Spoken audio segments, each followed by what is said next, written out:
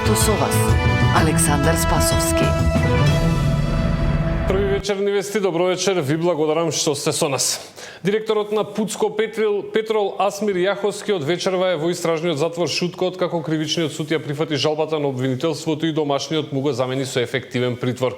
Повеќе детали барам од Тамара Дичовска, која вечерва ја следи оваа тема. Имаме во овие вести во живо пред кривичниот суд. Тамара, зошто се реши судот да ја смени одлуката? Поради опасност од бегство и влијание на сведоци, кривичниот совет денеска одлучи домашниот притвор за собственикот на Путско Петрол Асмир Јаховски да го замени со ефективен притвор во Шутка во време трајање од 30 дена. Ова одлука на кривичниот совет следи по жалбата за домашниот притвор за Јаховски, која беше поднесена од обвинителството за гонење организиран криминал и корупција. Иако кога сите 13 осомничени за аферата Мазут пред 3 дена беа изведени на судија на претходна постапка, судијата на претходна постапка само на Јаховски му определи куќен притвор со образложение дека не постои опасност од бегство, бидејќи имал малолетни деца, нарушено здравје, но и силни врски со државата, што обвинител се согласил на ова, сепак мислењето им се промени, па од обвинителството за гонење организиран криминал поднесоа жалба на ваквата одлука на судијата на претходна постапка и бара домашниот притвор да биде заменет со ефективен притвор, при што кривичниот совет денеска одлучи Јаховски да биде испратен во Шутка.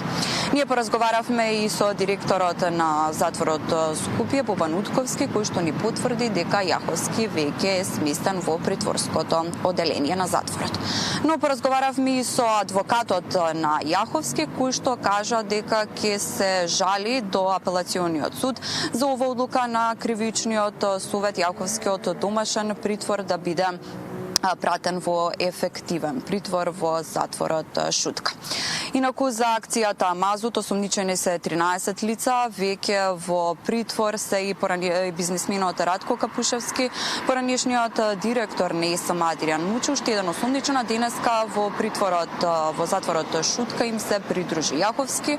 За 8 лица кривичниот суд одлучи само да им ги земе пасошите, додека поранешниот директор исто така на ЕСМ Васко Ковачевски, кој е осомничен во овој случај, е веќе во бегство неколку месеци. Сите тие во аферата Мазут се товарат дека ја злоупотребиле службената положба, переле пари, а и го штитиле државниот буџет за околу 170 милиони евра при набавка на канцероген Мазут, кој што го загадувале воздухот.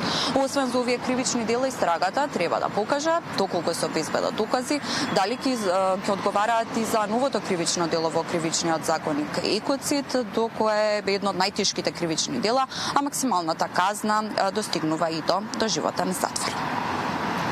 Тамара, ти благодарам за информациите. Остануваме да ја следиме оваа тема. Беше тоа Тамара Дичовска, која што известуваше од пред кривичниот суд. Ке му се случи народ на судскиот совет доколку членовите на кои собранието им изгласа недоверба не ги напуштат позициите. Премиерот и денеска потврди дека е подготвен да биде предводник на тие протести, бидејќи, како што рече, на граѓаните им ветил правда, а дел од правосудниот систем стои на тој пат и, како што вели, штити експоненти на претходната власт. Мицкоски ги повика членовите на судскиот совет да не се служат со трикови. Тие пак веќе се изјаснија дека немаат намера да ја напуштат функцијата и покрај тоа што собранието кое ги избра им ја откажа довербата. Кога тие кои што претходно ви ја дале довербата ви гласаат интерпелација, односно ви гласаат недоверба, доблесно, честно е да не правите трикови, да не барате дупки во законите, да си заминете. Се плашам дека може да им се случи народ, да се самоорганизира и да протестира, затоа што народот е желен за правда. Ние излеговме на избори, освоивме пола милион гласови. Нас не беше важно и многу важен дел од нашата кампања и програма беше правдата. Правда за сите. Не само за поединци, туку правда за сите.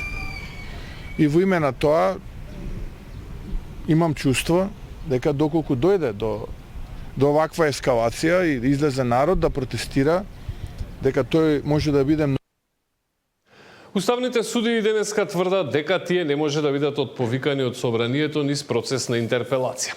Објаснуваат дека тие се посебна власт и дека евентуален таков чекор би водел кон рушење на уставниот поредок. Катерина Нешкова на оваа тема. Уставниот суд веќе втор ден предупредува дека не се можни интерпелации на уставните суди, како што најавија интегративците по гласањето за недоверба на членовите на судски. Оттаму велат дека интерпелацијата го опфаќа делот на поделба на власта, а тие не се дел од оваа поделба. Кристално е јасно на секој правник од прва година студент му е јасно дека Уставниот суд представува четврта власт и не подлежи на начелото на поделба на власта. Инструментот интерпелација во никој случај не може да биде употребен за Уставниот суд и уставните суди. Ние сме контролори на таа власт, на сите три власти: законодавната, извршната, судската. Тоа би бил распад на уставниот поредок, објаснуваат од Уставниот суд. На прашањето дали собранието би понело одговорност доколку сепак биде отворена постапка за гласање на недоверба на уставен судија, оттаму велат дека секој е должен да го почитува уставот, па и собранието. Катерина Нешкова, Сител телевизија.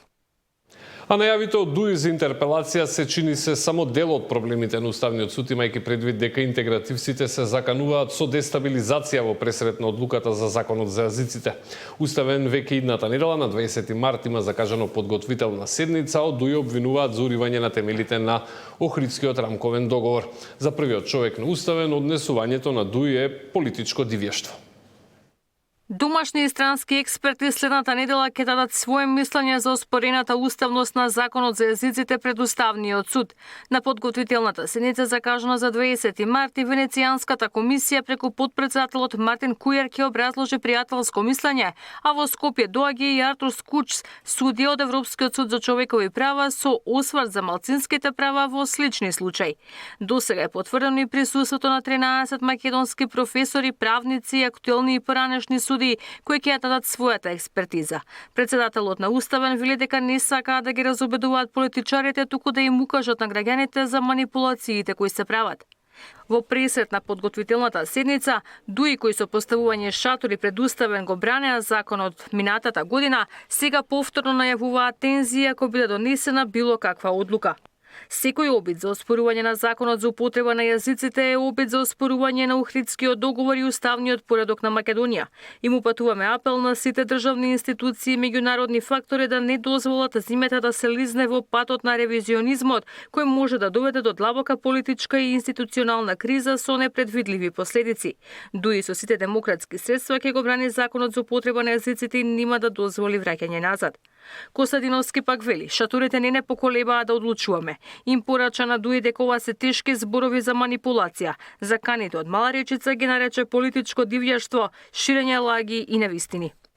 Што треба ние да направиме со таа иницијатива? Да ја земеме, да ја искинеме или да ја чуваме до 2030, 2040 или 2050 година?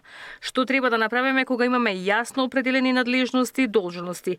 Ние сме должни да одговориме на прашањето. Ова е брутално, ова е политички примитивизам и политичко дивјаштво. Ова се лаги и невистини, рече председателот на Уставен. На 20 се очекува да бидат присутни и судиите албанци кои ја бојкотираа претходната седница на Уставен, кога се носеше одлуката за добивање став од Венецијанската комисија. Оспорени се 6 одредби од законот преку 12 иницијативи. Според очекувањето на Костадиновски, конечната одлука ќе биде донесена во мај или јуни. Ивана Соколовиќ, Најдова, Сител телевизија. Уставниот суд беше едно од прашањата што се отвори во вечерашната тема на денот. Со аналитичарот Љузин Фаризи разговараше колегата Маријан Николовски. Еве дел тој разговор.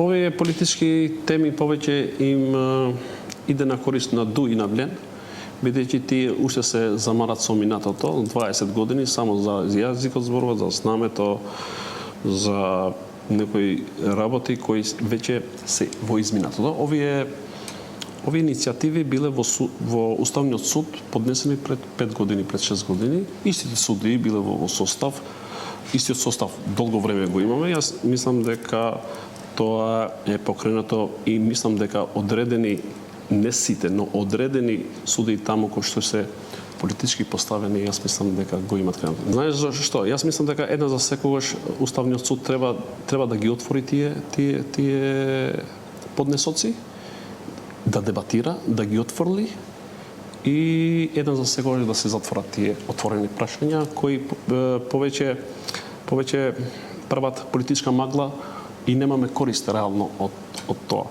Јас мислам дека најголемиот проблем на сите граѓани е економијата и социјалата.